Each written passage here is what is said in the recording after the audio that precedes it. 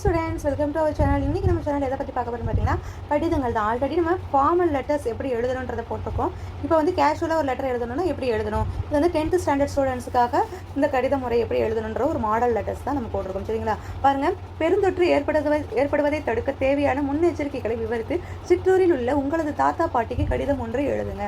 நம்மளோட ரிலேஷனாக இருக்கட்டும், ஃப்ரெண்ட்ஸாக இருக்கட்டும், இந்த மாதிரி யாருக்காவது நம்ம லெட்டர் போடுறோம் அப்படின்னா அவங்களுக்கு உண்டான லெட்டர்ஸ் எப்படி எழுதணும் அப்படின்ற ஒரு மாடல் தான். பாருங்கள், இந்த இடத்துல வந்து என்ன இடம் என்ன நாள் எழுதுகிறோம் அப்படின்றத போட்டுக்கிறணும். இங்கே யாருக்கு நீங்கள் எழுத போகிறீங்க, தாத்தா பாட்டிக்கா, மாமாவுக்கா, அத்தைக்கா, அக்காவுக்கா, அண்ணனுக்கா அப்படின்றத இங்கே நீங்கள் எழுதிக்கிறணும். என்ன விஷயம் சொல்ல வரீங்க, இங்கே வந்து பெருந்தொற்று ஏற்படுவதை தடுக்க தேவையான முன்னெச்சரிக்கைகள் வந்து அந்த தாத்தா பாட்டிக்கு அவங்க பேரன் வந்து சொல்ல போகிறாங்க.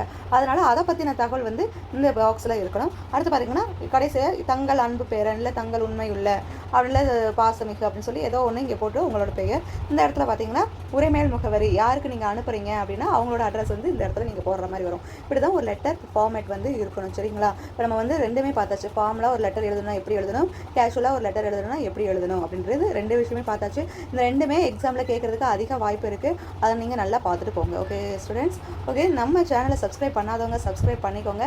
நம்ம சேனலில் வந்து வாட்ஸ்அப் லிங்க் நம்ம டிஸ்கிரிப்ஷன் பாக்ஸில் கொடுத்துருக்கோம். அதே மாதிரி டெலகிராம் சேனலோட லிங்க்கும் டிஸ்கிரிப்ஷனில் இருக்குது. ஜாயின் பண்ணாதவங்க ஜாயின் பண்ணிக்கோங்க. நீங்கள் ஜாயின் பண்ணிட்டீங்கன்னா இந்த மாதிரி தேவையான யூஸ்ஃபுல்லான நிறைய தகவல் வந்து உங்களுக்கு வந்து சேரும். Okay students, thank you.